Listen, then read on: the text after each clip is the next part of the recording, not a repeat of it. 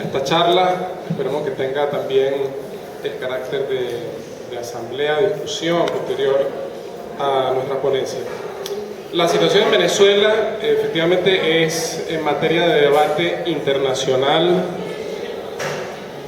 Hay grandes polémicas alrededor de qué es lo que está pasando en Venezuela y qué posición debería fijar la izquierda en torno a estos hechos. Pero lo primero que hay que entender es cuál es el contexto en el cual surgen estas masivas protestas que hoy atraen la atención mundial. Hay que decir que no cayó este movimiento masivo de luchas como rayo en cielo sereno. Es decir, desde hace bastante más de un año que la discusión en Venezuela no era si iba a haber un estallido social contra Maduro o no, sino cuándo. Recordemos que el 2015 fue un año con una inflación del 180%, ya desde el 2013, cuando todavía el petróleo estaba por encima de $100, se empezaba a sentir un terrible ajuste inflacionario.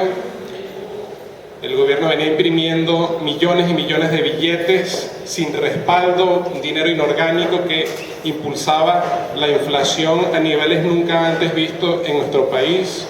En el 2016 esta tendencia se acrecentó mucho más, y en el 2015 un voto castigo contra el gobierno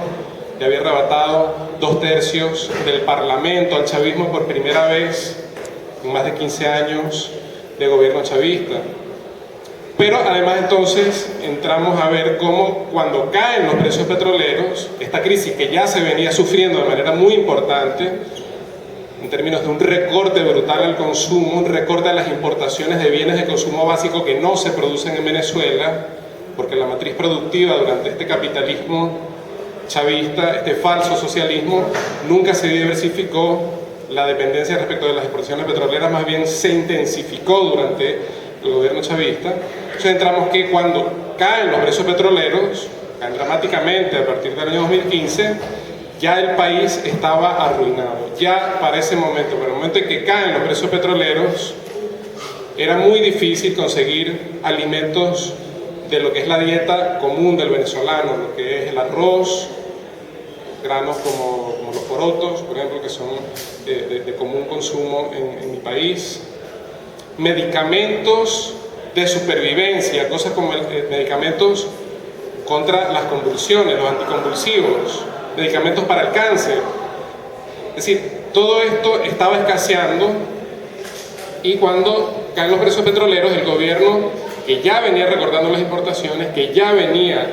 teniendo que erogar enormes gastos en servicios de deuda externa, simplemente tiene que llegar a un dilema de hierro. O recorta drásticamente las importaciones, hambreando deliberada y conscientemente a la población, o suspende los pagos de deuda externa, o le aplica una moratoria o una renegociación de la deuda. Pero precisamente en su debilidad política, el gobierno chavista apela a convertirse en el garante del orden y en el garante de los intereses de las transnacionales petroleras y de los acreedores de la deuda externa. Y por eso toma la decisión política de hambrear a la población venezolana, de aplicar un reajuste brutal a las importaciones, a sabiendas del costo social que eso iba a tener. Y entonces, durante todo el año 2016 hubo estallidos sociales, hubo centenares de saqueos, pero todo esto, digamos, disperso, atomizado, distintas expresiones, pero focalizadas de saqueo, de descontento masivo con la situación económica tan grave y social a la que se estaba sometiendo a la población. El gobierno desde el año 2014 viene ocultando deliberadamente lo que son los indicadores sociales, las estadísticas. Lo hace porque sabe que divulgar incluso las estadísticas manipuladas oficiales, incluso esas cifras, revelarían una catástrofe social y humana en Venezuela. Revelarían que un gobierno que tuvo la mayor bonanza petrolera en 40 años, que manejó una ingente renta, la dilapidó subsidiando a la burguesía con dólares preferenciales que llegaron a estar, bueno, en este momento hay un dólar preferencial que se vende a 10 bolívares y hay un dólar paralelo, lo que acá sería el dólar blue de su momento, que está por encima de los 5.000 bolívares por dólar. Esa es una diferencia de 500 a 1. Esto no es otra cosa que un vulgar saqueo, un saqueo terrible que se le aplicó al país, del que participó la emergente boliburguesía, la nueva burguesía, los nuevos ricos chavistas, y también, por supuesto, los principales beneficiarios de este esquema de subsidio a importaciones, de subsidio al sector privado, fueron empresas como la General Motors, empresas como la Mitsubishi, las grandes automotrices que tienen sucursales en Venezuela,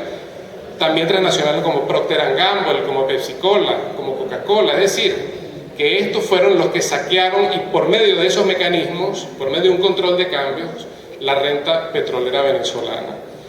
Y cuando tocó pagar los platos rotos de la fiesta, pagar lo que significó esa dilapidación de la renta, pues simplemente se aplicó el ajuste más duro que se haya aplicado en región alguna del mundo en los últimos años. El salario mínimo en los últimos 5 años cayó de unos $300 a $30 mensuales. Entonces, como abrí esta charla diciendo, no era cuestión de si iba o no iba a haber un estallido de las dimensiones que estamos viendo ahora, sino de cuándo esto iba a ocurrir. ¿Y cuál fue el detonante entonces? ¿Cuál fue el detonante de este enorme estallido? Así como se venían acumulando unas situaciones sociales y económicas terribles que padecía la población, también en el terreno de los derechos democráticos, de los derechos políticos del pueblo venezolano, el gobierno, paralelamente al ajuste, fue aplicando restricciones muy grandes a los derechos de la población. Las libertades sindicales, desde hace bastantes años, desde la época en que Chávez estaba en el auge, en la cúspide de su prestigio electoral internacional, se le veía como el portaestandarte de un socialismo del siglo XXI. Bueno, en esos años, 2007-2008, comienza una criminalización de la protesta y un ataque brutal a las libertades sindicales. 3 de nuestros compañeros, dirigentes obreros en el estado de Aragua, son asesinados por la burocracia sindical chavista en el 2008. Pero esto no fue sino apenas una expresión de un ataque sistemático por desmantelar el proceso de autoorganización popular y obrera que venía de los años anteriores, que fue el que permitió, por ejemplo, derrotar el golpe de Estado del 2002 contra Chávez. Pero el gobierno, una vez que derrotó el golpismo, ya pasó a la ofensiva contra el movimiento de masas, y entonces empieza esta ofensiva del sicariato contra dirigentes campesinos, obreros e indígenas. Se empieza a criminalizar a los indígenas que luchan por territorio. El cacique Sabino Romero, que era el principal dirigente, representante de esta lucha por tierra, es encarcelado por 1 año y medio,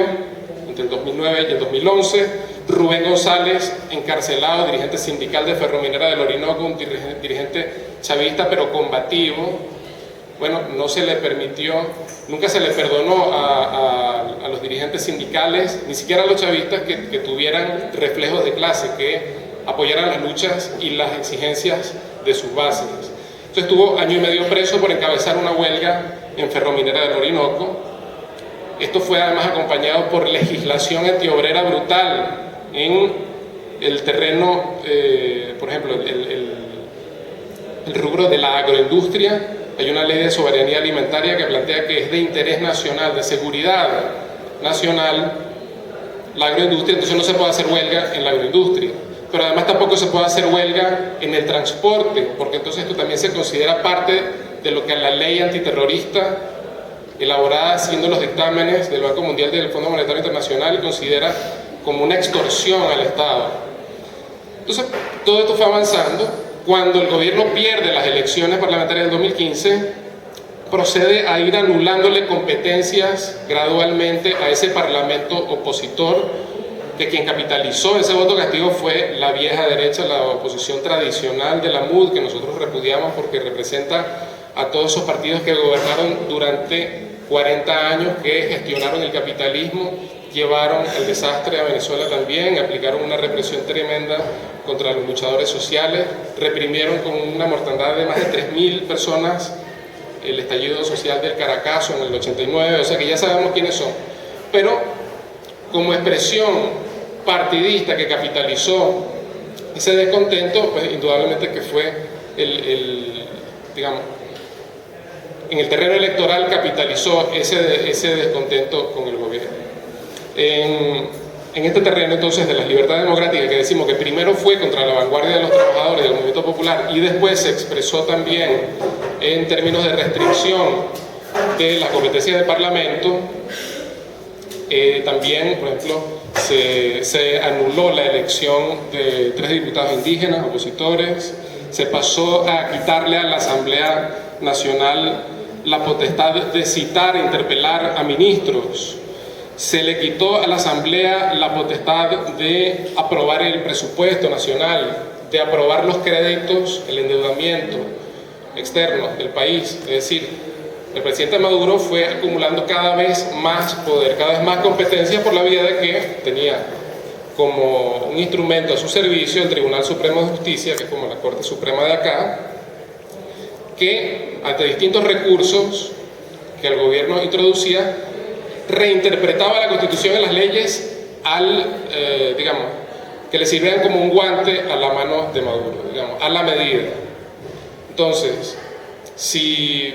el gobierno requería modificar una ley, pues se planteaba que el Ejecutivo lo podía hacer. Si requería ignorar una citación de un ministro, el tribunal así lo determinaba, no hace falta que el ministro concurriera a la interpelación. Y así, digamos, fue avanzando en el recorte de los derechos democráticos, recortando incluso abiertamente el derecho al voto en la medida en que cuando pierde un parlamento entonces lo anula. Pues si esto fuera poco, nosotros vemos que en el 2016 hay un gran debate en Venezuela, que es si por la vía electoral, aprovechando una figura que el propio chavismo introdujo en la Constitución, que es el referendo revocatorio, una figura democrática que ojalá la tuviéramos en muchos países latinoamericanos para poder recortarle el mandato a la mitad cuando un gobierno es electo con mayoría electoral, pero gobierna en contra de la gente y la gente se rebela contra ese gobierno, o ese gobierno cae en un enorme desprestigio, en una enorme impopularidad. Ojalá que tuviéramos ese tipo de mecanismos para poder, por medio de un referendo, sacar a cualquier cargo electo. Bueno, en Venezuela eso se introdujo en la Constitución, pero eso quedó como letra muerta en el momento en el que el gobierno perdió la mayoría. Cuando perdió la mayoría, bueno, ya no nos sirve más el referendo, vamos a colocar requisitos por fuera de lo que establece la Constitución en la ley para poderlo convocar. Así fueron postergando esa posibilidad a la cual la oposición de derecha tradicional, la oposición burguesa, apostó todo, incluso apostando a la mediación del Vaticano, la mediación del Papa, la mediación de la OEA, de la UNASUR. Y entonces termina el 2016, donde se tenía que realizar también elecciones de gobernadores, no se realizaron. En el 2016, el año pasado, también se tenía que realizar elecciones de la Federación de Trabajadores Petroleros, bueno, tampoco se realizaron, se congelaron las elecciones sindicales. El sindicato de la siderúrgica más grande del país, una de las más grandes de Sudamérica, que se llama Sidor,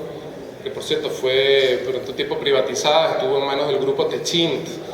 pero que luego, gracias a la lucha de los trabajadores, una enorme huelga en el 2008, fue nacionalizada a pesar de que el gobierno reprimió con todo para impedir que esa huelga triunfara, pero fue una huelga triunfante que impuso la nacionalización.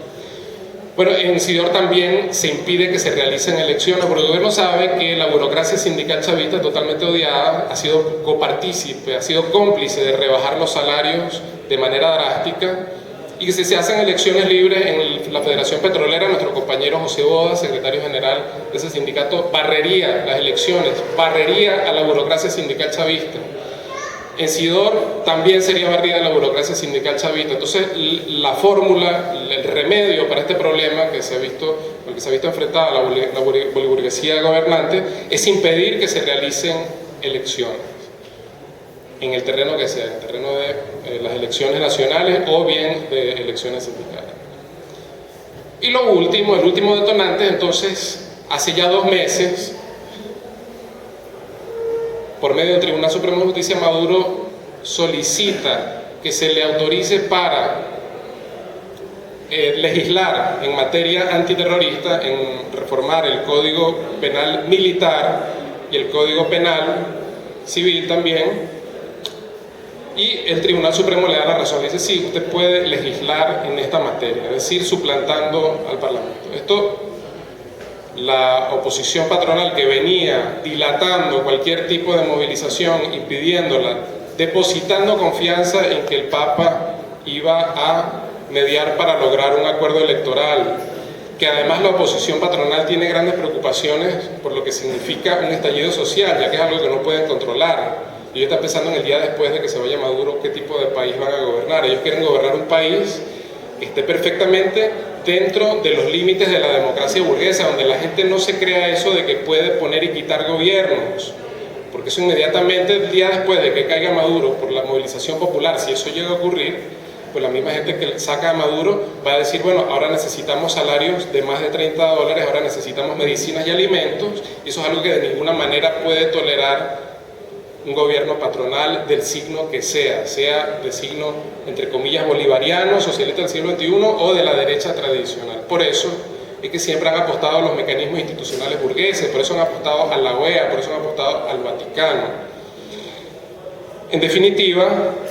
lo que generó ese estallido fue precisamente esa provocación de Maduro. El hecho de que un gobierno que ya está totalmente deteriorado en su apoyo popular, apenas un 15% de la población tiene algún tipo de expectativa positiva en relación con Maduro, entonces, y además que se niega a hacer elecciones, digamos, todo esto que ya venimos narrando, con el Tribunal Supremo de Justicia se apropia de estas funciones, es decir, básicamente da un paso cualitativo en su transformación en una dictadura abierta. Esto generó ya protestas que la MUD no pudo contener, no pudo evitar. Estas protestas a su vez fueron reprimidas duramente. Las imágenes que ustedes pueden ver de la marcha del 19 de abril, que fue una marcha enorme, bueno, es una masa de miles y miles de personas gritando el pueblo unido jamás será vencido y siendo gaseados de manera intensa,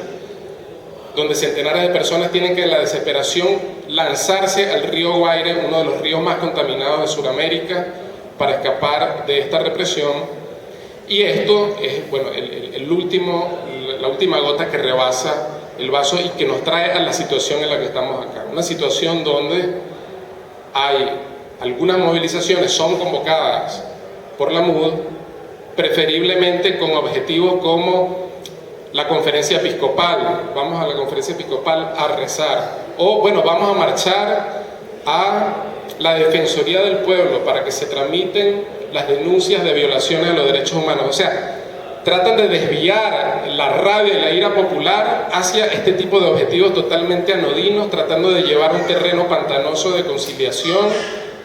y de pasividad, pero obviamente que al mismo tiempo tratan de utilizar esa movilización que existe para presionar al gobierno para que convoque elecciones, para que deponga su política. El gobierno eleva la apuesta y convoca a una constituyente fraudulenta donde se elegiría la mitad de esa asamblea constituyente que reformaría la Constitución mediante organismos que son controlados corporativamente por el Partido Socialista Unido de Venezuela, el Partido Chavista, el partido oficial. Es decir, consejos comunales,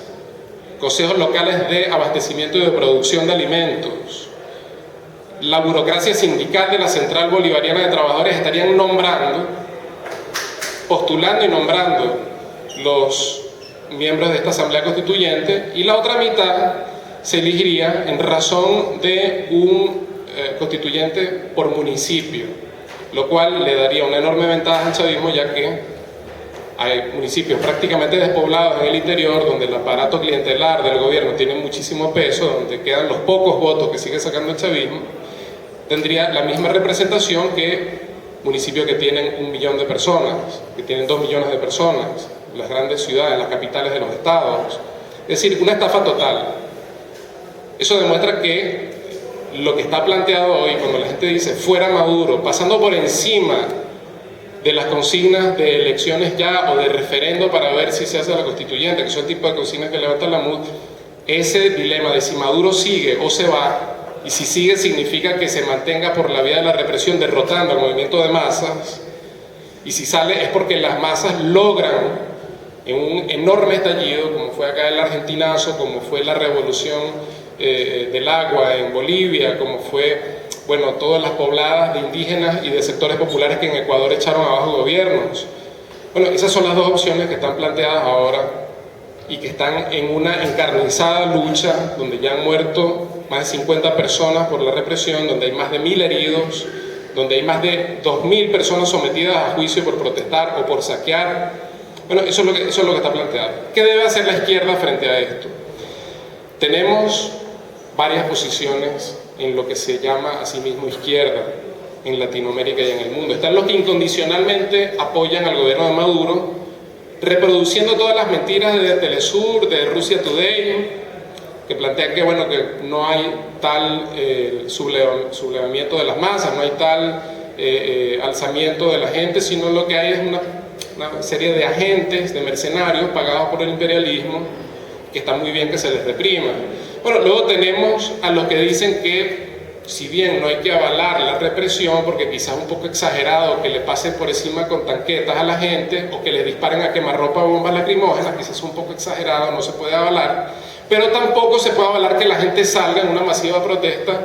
porque tiene salarios de hambre, porque no consigue alimentos ni medicinas, porque eso le puede hacer el favor a la derecha, eso le puede hacer el juego a la derecha, y si cae Maduro puede venir un gobierno de la muda. Entonces la gente debería irse a su casa, abstenerse de luchar, porque su lucha le puede hacer el juego a la derecha.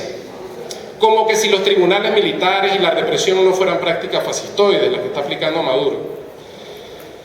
Bueno, ese es el tipo de posición nini, abstencionista en la lucha de clases, que lamentablemente también es parte de la izquierda. Y luego estamos lo que decimos, que la manera de enfrentar a la MUD, la manera de educar a la gente sobre lo que significa esa dirección política opositora. Ya la gente sabe que Maduro es el responsable principal de la crisis que está sufriendo el país, ya la gente no quiere nada con la boliburguesía, ya esa estafa se ha caído, ya el espejismo del socialismo del siglo XXI se ha desvanecido, pero para disputarle la dirección y acompañar la lucha de la gente, diciéndole qué es lo que la MUD representa, pues la única manera es enfrentando al gobierno, la única manera es demostrando que hay una izquierda socialista y revolucionaria que está en contra de Maduro, que está en contra del saqueo brutal que ha aplicado este gobierno a nombre de un falso socialismo, que son una izquierda consecuente, socialista y revolucionaria, que plantea que la manera de salir de esta situación tan terrible es no pagando la deuda externa y realizando de emergencia las importaciones de alimentos y de medicina que son tan urgentes para la sobrevivencia de miles de personas actualmente. Y cuando digo esto no es ninguna exageración retórica. La ministra de la Salud, que acaba de ser destituida por publicar cifras sobre la mortalidad infantil y materna, bueno, lo que esas cifras nos dicen es que hemos retrocedido 50 años en términos de mortalidad infantil y materna. Una situación atroz. O sea, el gobierno mata con bala, mata arrollando gente con tanquetas, pero también mata cuando somete a la gente al hambre y a la miseria, como lo viene haciendo. Entonces, la única manera de que nosotros logremos acompañar a la gente en esta lucha decisiva, donde si la lucha de masa es derrotada, lo que se viene es una dictadura con rasgos cada vez más abiertamente fascistas, como todo lo que viene ocurriendo se profundizará, los juicios militares a civiles, el paramilitarismo, el enorme poder que acumulan los militares de Venezuela, donde tienen un canal de televisión, tienen una empresa minera, controlan la distribución de alimentos en el país, tienen los principales ministerios, tienen enorme cantidad de alcaldías, gobernaciones y puestos en el Parlamento. Bueno, la única manera de derrotar todo esto es que la lucha popular triunfe. Esa lucha popular, independientemente de quien llegue al poder luego de la caída de Maduro, va a continuar, porque los problemas del pueblo no se van a resolver con un cambio de gobierno. Nosotros postulamos un programa revolucionario, un programa obrero y socialista para salir de esto. He mencionado uno de los puntos es el no pago de la deuda externa, otro es la nacionalización del petróleo, un 100% sin empresas mixtas ni transnacionales, que se vaya Chevron, que se vaya Repsol, que esos recursos se utilicen para invertir en una reforma agraria, que esos recursos se utilicen para rescatar las empresas del hierro y del aluminio, para industrializar. Bueno, esto obviamente solo lo puede hacer a fondo, nosotros creemos, un gobierno de los trabajadores. Pero un pueblo movilizado puede alcanzar mucho más, arrancarle muchas más concesiones